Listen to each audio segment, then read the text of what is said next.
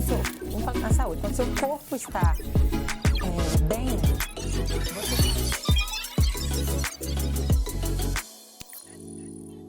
Liderança. Tema já muito estudado ao longo da história e muito necessário para ser debatido e praticado na atualidade. Para essa conversa, o NASP Business Academy traz a doutora Alane Burlandi Soares, que é a diretora da pós-graduação do NASP Campus Engenheiro Coelho. Seja muito bem-vinda. Muito obrigada. E doutor Fabiano Leixerin, pró-reitor da Educação Adventista à Distância e também pró-reitor da pós-graduação Tricamp do NASP. Seja muito bem-vindo. Obrigado. E para começar, vamos já esclarecer o que é liderança. Esse é um assunto bastante polêmico em relação à definição, né? Eu gosto muito de fazer um comparativo para entender liderança comparando com gestão. A diferença entre ser um gestor e ser um líder, né? E nós percebemos isso muito claramente porque na gestão nós temos basicamente uma organização de processos, né? Um gerenciamento. O gerente ele vai organizar os processos e vai estar responsável ou vai estar se preocupando com o cumprimento de metas. Enquanto que o líder ele tem algo mais. Ele não simplesmente faz a gestão, mas ele também tem um engajamento. E é esse engajamento que diferencia o líder, né? E aí difere, os modelos de liderança diferem, né? Nós temos hoje diferentes modelos, mas basicamente o que nós temos de característica singular no líder é a capacidade que ele tem de engajamento dos seus colaboradores. Então, a gente, dentro desse contexto, a gente entende que, assim, o quanto aquele gestor, ele pode ser um gestor e um líder, ou ele pode ser só um gestor, né? O quanto o líder, ele consegue agregar, ele consegue trazer sentido para que aqueles liderados sejam, de fato, comprometidos com aquilo que eles fazem. Tenham aquilo como uma missão, como alguma coisa maior do que simplesmente um cumprimento de metas, né? Então, aí, se o líder consegue trazer esse valor que o professor Fabiano colocou aqui, o ambiente dele, os resultados que se esperam, tem muito mais valor e normalmente são alcançados com mais facilidade, porque o liderado ele não está preocupado só com cumprir os requisitos básicos. Ele está disposto a andar uma segunda milha, está disposto a contribuir mais, porque ele de fato está comprometido. Ele não está simplesmente ali cumprindo algum requisito de trabalho, né? Perfeito. Pelo que vocês estão falando, então, liderança é algo que pode ser adquirido ou a pessoa já nasce um líder? Eu penso que algumas pessoas elas nascem com habilidades que propiciam ao desenvolvimento da liderança, né?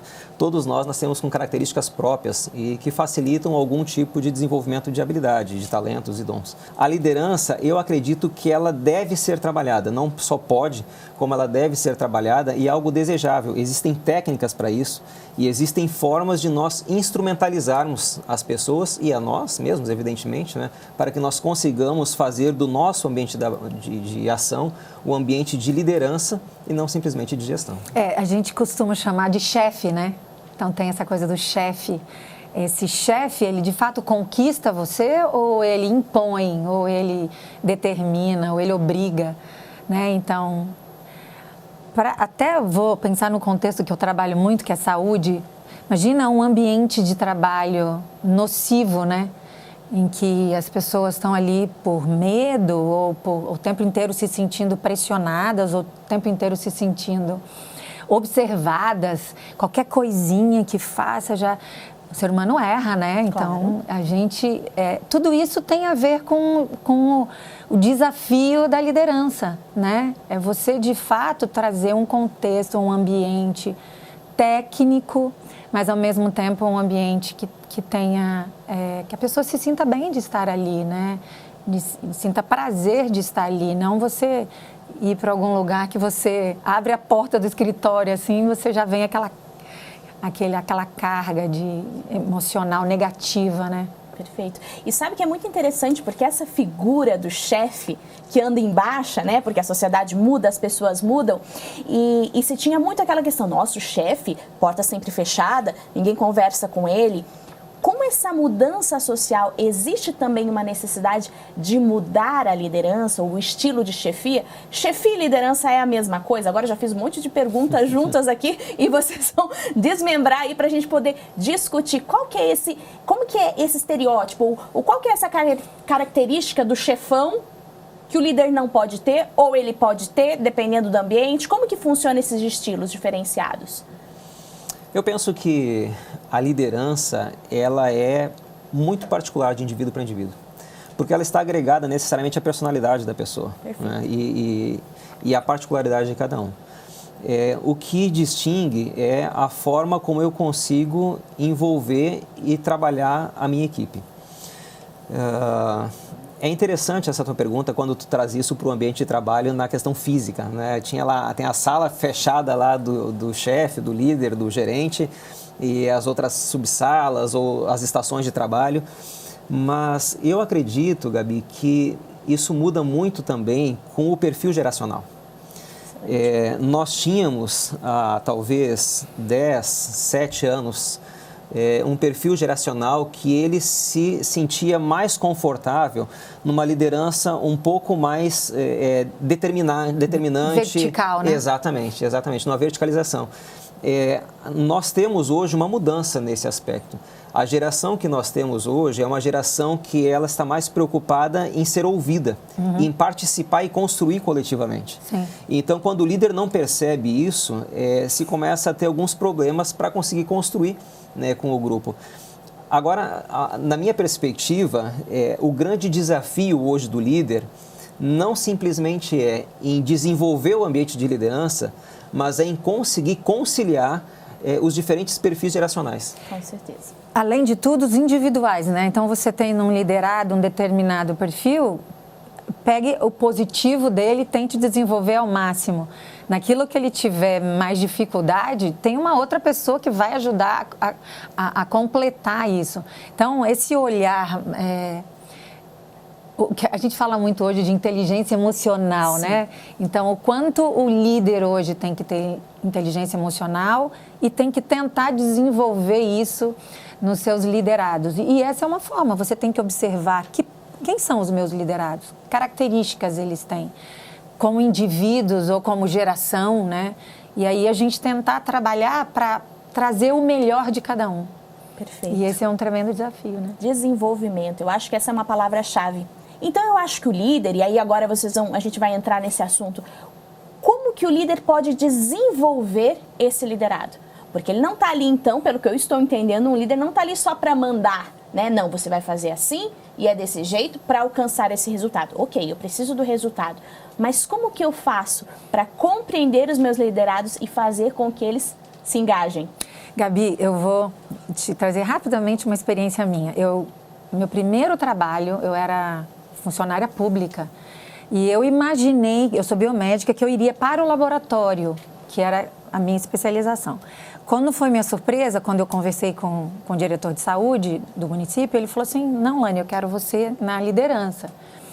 Tá bom, só que os funcionários que eu tinha eram pessoas que não tinham qualquer preparo na área de saúde. E aí eu me fiz essa pergunta, como é que eu lido com isso aqui? E aí sabe o que eu fiz? Comecei a dar aula para eles. Olha só. Comecei a capacitá-los. Então, eles não são da área de saúde, então vamos começar do começo aqui. Como que é um serviço público, como que a gente trata as pessoas. Aí comecei a dar orientação técnica. Então, nós vamos conversar com que doença, tá? Nós vamos conversar com eles sobre dengue, vamos conversar sobre tuberculose. Como é que você aborda, como é que você lida. Então, até interessante, nós estamos num contexto aqui universitário, mas a gente sabe que as pessoas hoje, cada vez mais, elas precisam ter competência técnica. Como é que a gente lida dentro de um contexto complexo, como a gente vê hoje, sem competência técnica? Algumas áreas são automaticamente, tem uma motivação para o tempo inteiro se atualizarem. Então, você vai, de novo, a área da saúde, o professor Fabiano também é a área de saúde. A gente percebe, porque as coisas são tão dinâmicas, a construção do conhecimento é super dinâmica.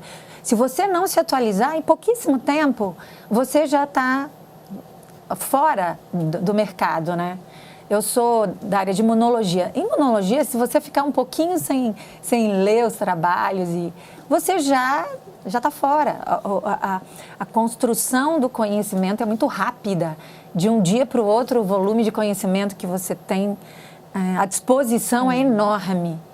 Então, no contexto que a gente vive hoje, muito difícil você pensar em um profissional de qualquer área que não busque atualização, que não busque ter a competência técnica que ele precisa. Isso que a doutora Lana está falando, eu acho que é fenomenal e importantíssimo. Né? O líder, ele conhece a sua equipe, né? Ele conhece as diferentes características dos seus liderados, mas ele está preocupado com o crescimento da equipe. Ele não pode, em momento algum, se olvidar da importância que há em um constante desenvolvimento de habilidades. E a busca disso, não simplesmente pelo liderado, mas pelo líder, em promover um ambiente que propicie o crescimento técnico, o crescimento pessoal. E aqui entra um outro ponto, né? Eu acho que a liderança, ela envolve uma preocupação integral do ser humano. O líder, ele gere pessoas, né? Ele cuida de pessoas. E essas pessoas são integrais, elas são um complexo que precisa ser cuidado como um todo. Né? Inclusive o desenvolvimento técnico, o desenvolvimento profissional. Então, esse aspecto formativo no ambiente de liderança, ele é fundamental. Né? Ele é verdadeiramente necessário. E ele não só é fundamental, como ele é complementar. Porque nenhum de nós é detentor de todo o conhecimento. Certamente. E uma equipe colaborativa e capacitada, ela cresce muito mais. E aqui eu considero que tem um ponto interessante para nós considerarmos. Existem diversos modelos de gestão, mas alguns preconizam um pouco mais de pressão do que outros. Né? E dizem assim, o líder não pode fazer muita pressão. Não, ele pode, só que tem um momento certo de fazer pressão e não só o momento coletivo, mas o momento pessoal. Então, se eu tenho uma pessoa da minha equipe que está começando, ela naturalmente está insegura naquele ambiente. Então, não é o momento, talvez, de ela ter alguma pressão. Mas eu tenho pessoas que são mais maduras, que se não tiverem pressão, vão deixar de crescer. Então, para o crescimento, elas precisam compreender que elas têm que buscar novas alternativas, que elas têm que buscar soluções, porque isso é importante para elas e para a coletividade. Né? Mas aí está o grande desafio do líder. Essa pessoa, ela não pode se sentir, esse liderado, ele tem que se sentir liderado e não oprimido. Né? Então, o como fazer isso é o grande desafio e requer também uma capacitação do líder. Né? E uma coisa que eu tenho entendido cada vez mais, como nós precisamos fazer esse desenvolvimento de trabalho em equipe, né? Hoje a gente fala de equipe multidisciplinar em todas as áreas, dentro do contexto escolar, por exemplo, uma equipe, dentro do contexto da saúde, uma equipe. Então, um conjunto de profissionais com competências técnicas complementares que trabalham para um bem comum. O objetivo final. Excelente. E como que um líder vai conseguir liderar se ele não conhece o caminho, né? Então, vocês estão colocando aqui que conhecimento ele é fundamental, principalmente com as mudanças. Agora, como em um tempo tão corrido, né, que a gente não tem tempo para mais nada hoje em dia, como se desenvolver pessoalmente, academicamente? Tem alguma estratégia, tem alguma dica, tem algum meio? Eu sempre falo para os meus alunos que quando você, por exemplo, quando você está com na saúde, quando seu corpo está bem, você faz mais em menos tempo. Você otimiza, você tem estratégias, você tem técnicas. O princípio é o mesmo. Então, você acha que você está... Que tempo que eu tenho para me capacitar? Eu trabalho, mas você pode ter certeza que você vai chegar mais longe em menos tempo, porque você vai ter determinadas compreensões, você vai conhecer estratégias, você vai entender quem pode colaborar com você, todo o contexto. Então, é assim que a gente vê o quanto é importante você se conscientizar. Tá bom, eu vou parar para me capacitar, mas eu vou ganhar muito com isso. Eu, às vezes, vejo, tem pessoas que são naturalmente dispostas esse crescimento, elas não estão nem preocupadas se a empresa vai pagar, elas querem, elas buscam, elas correm atrás. Alguns já são mais acomodados, precisam de incentivo, precisam de uma série de estratégias para que, de fato, elas se conscientizem ou, de alguma maneira, façam essa capacitação. Mas é uma pena que isso tenha que acontecer. Nós deveríamos ser automotivados como profissionais a buscar um constante aperfeiçoamento, um constante crescimento, até por aquilo que eu falei no início. Você vai fazer mais, melhor em menos tempo. Existe um case que é antigo, mas clássico, né? Que eu gosto de pensar no que ele significa para a nossa liderança hoje. Em 1969, no auge da corrida espacial, o presidente Kennedy, ele fez um pronunciamento que foi determinante. Ele disse: os Estados Unidos precisam chegar na Lua. O homem precisa chegar na Lua. Mas quando se referia ao homem, tinha que ser via Estados Unidos, né? Precisa chegar na Lua. E ele colocou 3 grandes metas. Ele disse: olha, a meta principal, chegar na Lua, mas 3 grandes objetivos. Nós precisamos desenvolver a propulsão, nós precisamos desenvolver navegação, porque é muito complexo, a Lua está em movimento, a Terra está em movimento, a nave vai estar em movimento, e o homem tem que ir e voltar, não é? Importante. Então, quando foi feito esse discurso, ele deu um start, porque ele apresentou para a nação toda qual era o mote de desenvolvimento tecnológico para aquela nação. Isso parece simples, mas não o chegar à Lua, né? Mas o definir. Agora, quando se define uma meta e um objetivo, na realidade não está se definindo só aquilo que vai se fazer. Está se definindo aquilo que vai deixar de ser feito. Steve Jobs tem uma frase que ele usava constantemente, que ele disse: eu me orgulho tanto das coisas que eu fiz, como daquelas que eu deixei de fazer. Excelente. Porque nós precisamos tomar decisões. O que é para nós o crucialmente importante naquele momento. E nós precisamos engajar os liderados nisso. E quando nós temos isso bem definido, a gente consegue envolver e fazê-los perceber a necessidade de estarem empreendidos naquele mesmo processo. Porque nós estamos, como uma instituição, como um departamento, tomando a decisão de deixar de fazer outras coisas porque nós acreditamos que aquilo é o mais importante. E automaticamente a gente transfere esse senso de pertencimento, de apropriação daquela meta para esses liderados, para que juntos eles se engajem e consigamos desenvolver esse ambiente de crescimento coletivo. Aí a gente lembra a visão do líder, a diferença que faz a visão do líder, né? No exemplo que o professor Fabiano deu, a gente tem um líder que fez um desafio, deu um objetivo e a gente viu que o objetivo foi alcançado. Então, aí uma responsabilidade muito grande aí do líder, né? Qual é a visão que ele tem? Aonde ele quer chegar? Qual é o objetivo? Dentro da metodologia científica, a gente tem todo um protocolo de projeto, né? Então, eu faço uma observação, percebo alguma necessidade e aí eu monto estratégias para que aquela minha necessidade seja compreendida, resolvida, dependendo do objetivo. Às vezes é compreender um fenômeno, às vezes é, por exemplo, uma vacina, desenvolver uma vacina. Então, a gente tem todo um processo, né, já planejado, definido, para chegar naquele objetivo que tem como pano de fundo toda aquela visão que a gente tem de onde a gente quer chegar. Então, hoje, quando a gente pensa num contexto na atualidade, a gente não pode esquecer do planejamento. E o líder tem que ter essa visão da onde ele quer chegar, o que ele quer fazer, qual é o planejamento que ele tem para isso. As estratégias que são bem-sucedidas, né?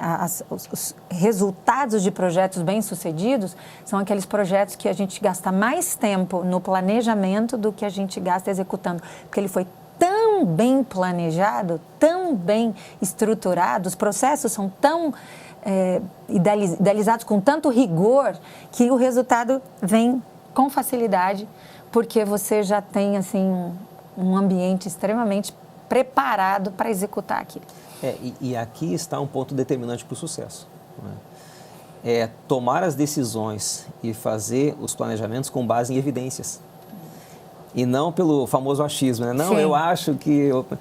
Porque aí vai pelo acerto e erro. E sempre quando isso acontece, é frustrante. Porque acaba perdendo recurso, acaba perdendo tempo, acaba desestimulando as pessoas que se envolveram naquele processo, né?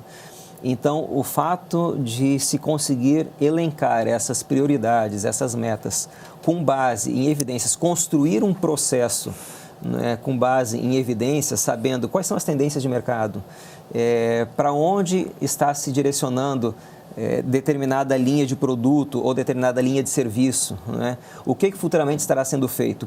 Perfeito. E mudanças sempre ocorreram e ainda vão ocorrer. Como estar preparado para elas? Só que hoje são muito mais rápidas, né? Olha só. Então, como eu disse anteriormente, o volume de conhecimento que hoje a gente tem de um dia para o outro, no passado a gente demorava 10 anos para esse conhecimento estar disponível e hoje, de um dia para o outro, você tem. Eu nunca me esqueço que quando eu entreguei minha tese de doutorado, a minha orientadora falou para mim assim, vamos ver se não saiu alguma coisa essa noite. Olha só. Porque se tivesse saído alguma coisa essa noite, algum conhecimento que estivesse diretamente relacionado ao meu trabalho, eu teria que já acrescentar. Então, é muito dinâmico. Você não pode imaginar que um líder, hoje, ele não busque entender a lógica que é o tempo inteiro alterada, né? Então, as pessoas costumavam ter um determinado comportamento, hoje tem outro. Hoje, a gente vai... Um exemplo básico. O quanto a gente tem de entrega, por exemplo, de correio. Nunca se viu tanto... Uma entrega absurda.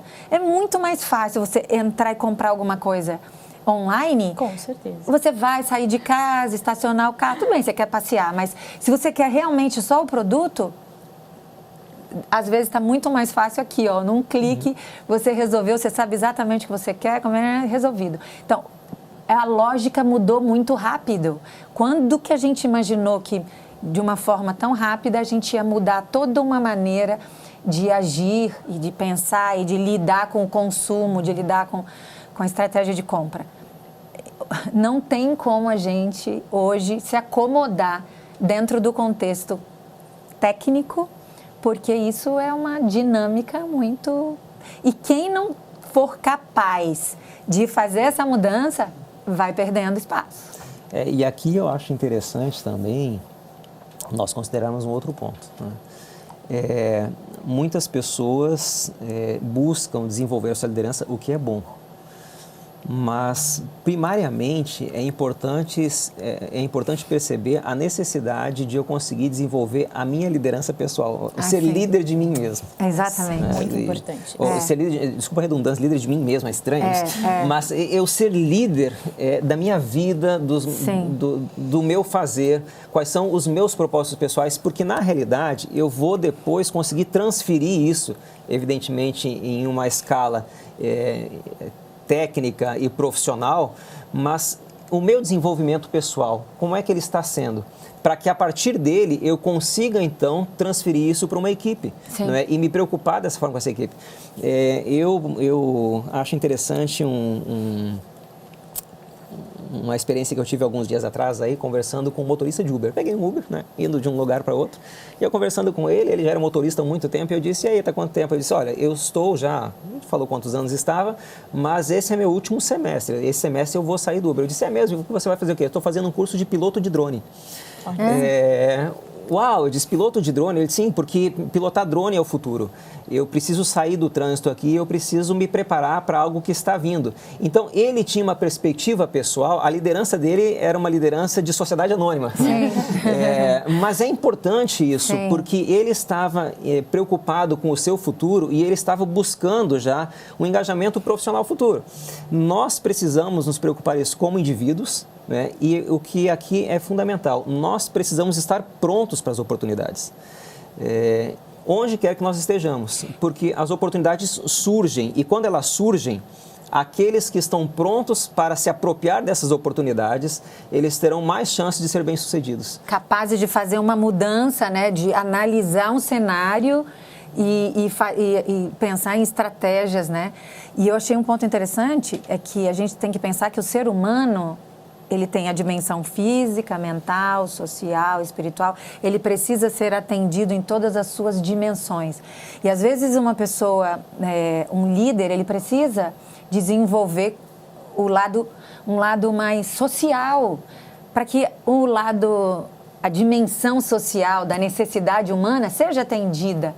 Então, o ser humano é extremamente complexo, ele precisa se conhecer, precisa olhar para frente, ser capaz de analisar o cenário, o tempo inteiro fazer essa leitura do cenário, que tem mudanças significativas e rápidas, e escolher o caminho para que ele tenha essa realização pessoal, porque se ele faz aquilo que ele gosta, ele vai ser uma pessoa feliz. Porque tem pessoas hoje que são líderes que eles não estão muito preocupados, por exemplo, se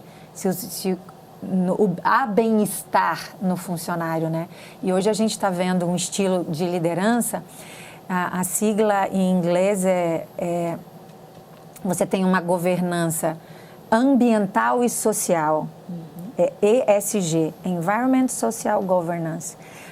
É um estilo de liderança que já engloba o ser humano, as suas relações com outros seres humanos e com o ambiente. Uma empresa agora que olha para o futuro e vê assim, há recursos no planeta que até quando vamos ter? A gente já precisa saber lidar com isso. Pessoas que estão comprometidas, ou uma tendência de um comprometimento emocional, mental, como que a gente lida com isso? Então, ficou ainda um pouco mais complexa a liderança hoje, quando você pensa que aquilo que você faz tem que cuidar de pessoas, tem que cuidar do ambiente e tem que trazer os resultados que aquele business se propõe. Eu sei que você aprendeu demais. Que aula que a gente teve aqui hoje, hein? E dá para aprender mais, não dá? Certeza. E a gente já entendeu aqui que temos alguns pontos que eu vou destacar das falas de vocês, que é para não esquecer. Primeiro, objetivo. Né? Quem não tem um objetivo final, o líder que não tem um objetivo final, não tem como levar ninguém até lá, não tem como gerenciar ou liderar essa equipe e nem trazer os resultados. Segundo, pessoas. Quem lidera, lidera alguém. Tem que olhar com um olhar diferenciado para essas pessoas, com as suas características diferenciadas, para então gerar os resultados. Porque sem resultados também não chegamos ao nosso objetivo final. Muito obrigada por estarem aqui, muito obrigada por compartilhar um pouquinho do conhecimento. E se você quer, porque eu sei que você quer aprender mais, o NASP está à sua disposição de várias modalidades e através de um curso de extensão, através de uma pós-graduação. Acesse o nosso site, conheça mais. O que você assistiu hoje é só um pouquinho de tudo o que nós temos para oferecer para você através da educação. O primeiro dever que eu entendo de um colaborador, já que ele escolheu trabalhar de modo registrado, Sim. Gabi, isso é importante nós realçarmos para quem nos escuta. Talvez quem nos escute tenha um perfil assim, gosto de empreender, não quero trabalhar com uma carga horária, não quero me submeter a alguém. Então, o seu perfil não se submete a um perfil do regime chamado seletista, que é um contrato de trabalho no qual você, ao ser registrado, tem o primeiro dever de se submeter a uma ordem hierárquica. Então, não adianta questionar, querer problemas e dizer por que ele é o meu superior. Porque exatamente você escolheu, neste contrato, se submeter a alguém. Certo. Por conta da ordem hierárquica que o próprio empregador possui. O segundo dever é a questão da pontualidade. Existe uma carga horária de trabalho a ser desenvolvida, uma jornada laboral. E essa jornada, normalmente, de forma semanal, é de 44 horas e deve ser observada, a não ser que as partes tenham convencionado de forma diversa. Então, esse colaborador com o seu empregador deve combinar a questão da jornada.